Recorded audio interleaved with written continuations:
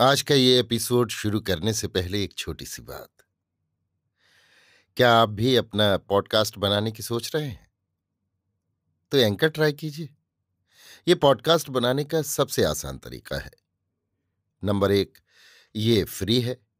Number 2, इसमें कई सारे ऐसे टूल्स हैं जो आपको अपने फोन और कंप्यूटर पर रिकॉर्ड और एडिट करने की फैसिलिटी देते हैं। नंबर 3, आप अपने पॉडकास्ट को डिस्ट्रीब्यूट भी कर सकते हैं, जिससे इसे स्पॉटिफाई और दूसरे प्लेटफॉर्म पर सुना जा सके। तो डाउनलोड कीजिए फ्री एंकर ऐप या विजिट कीजिए anchor.fm पर अपना पॉडकास्ट स्टार्ट करने के लिए। ये तो थी एक छोटी सी जानकारी, और अब शुरू करते हैं एपिसोड का सिलसिला। तो आज के एपिसोड में लीजिए सुनिए सूर्यकांत त्रिपाठी निराला के लिखे उपन्यास अप्सरा का भाग 11, मेरी यानी समीर गोस्वामी की आवाज में। दर्द पर एक चोट और लगी।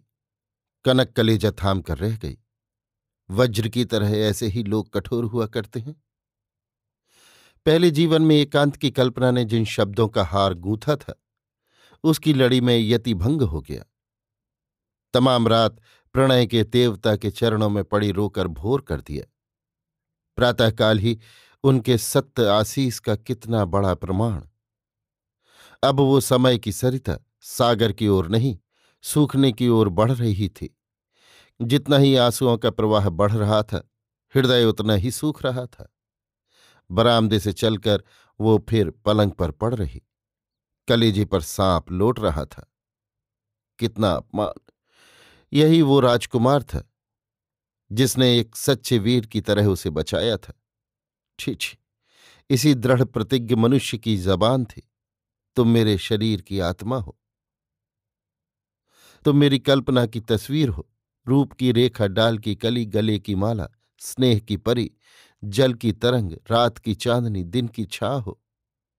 ये उसी राजकुमार की प्रतिज्ञा है। कनक ने उठकर बिजली का पंखा खोल दिया। पसीना सूख गया। हृदय की आंच और तेज हो गई।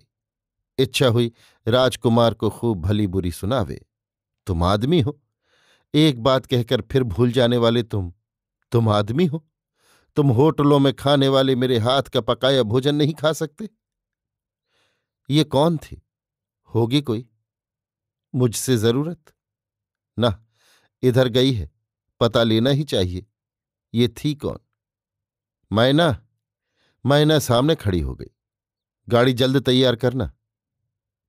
रात ही को राजकुमार के चले जाने के बाद कनक ने गहने उतार डाले थे। जिस वस्त्र में थी उसी में जूते पहन खटाखट नीचे उतर गई। इतना जोश था जैसे तबीयत खराब हुई ही नहीं। खोजने जाऊं? ना। नीचे मोटर तैयार थी, बैठ गई। किस तरफ चले? ड्राइवर ने पूछा। राजकुमार की मोटर सियालदह की ओर गई थी। उसी तरफ देखती रही। इस तरफ। दूसरी तरफ वेलेस्ली स्क्वायर की तरफ चलने के लिए कहा। मोटर चल दी। धर्मतल्ला मोटर पहुंची तो बाएं हाथ चलने के लिए कहा। वो राह भी सियालदह के करीब समाप्त हुई है। नुक्कड़ पर पहुंची तो स्टेशन की तरफ चलने के लिए कहा।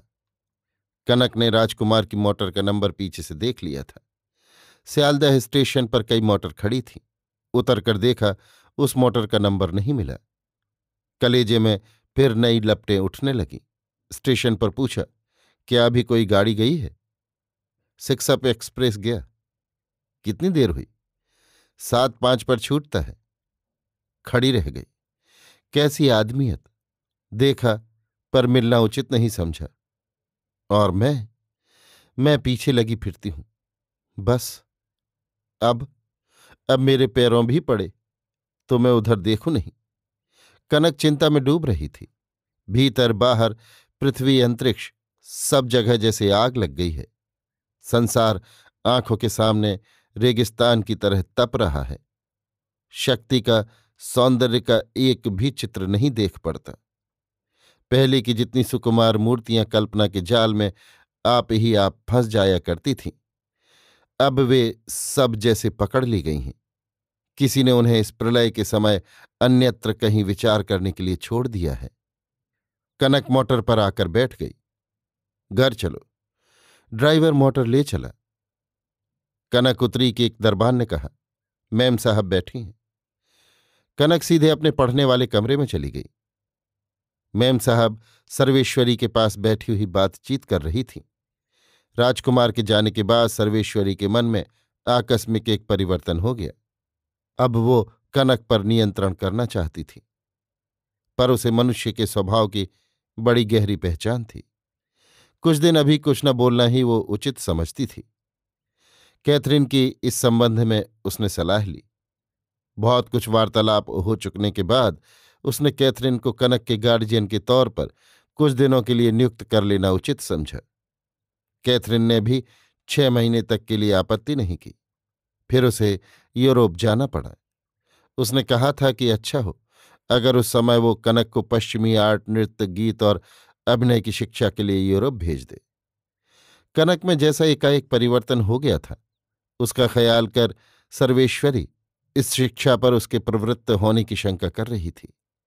अतएव कैथरीन को मोड़ फेर देने के लिए नियुक्त कर लिया था। कनक के आने की खबर मिलते ही सर्वेश्वरी ने बुलाया।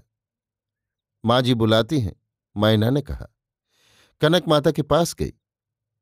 मैम साहब से तुम्हारी ही बातें हो रही थीं। कनक की भौहों में बल पड़ गए। कैथरीन ताड़ गई। कहा, यही कि अगर कुछ और बाकायदा पढ़ लेती तो और अच्छा होता। कनक खड़ी रही। तुम्हारी तबीयत कैसी है? अच्छी है। कनक ने तीव्र दृष्टि से कैथरीन को देखा। यूरोप चलने का विचार है? हाँ, सितंबर में तय रहा। अच्छी बात है। सर्वेश्वरी कनक की बेफांस आवाज से प्रसन्न हो गई।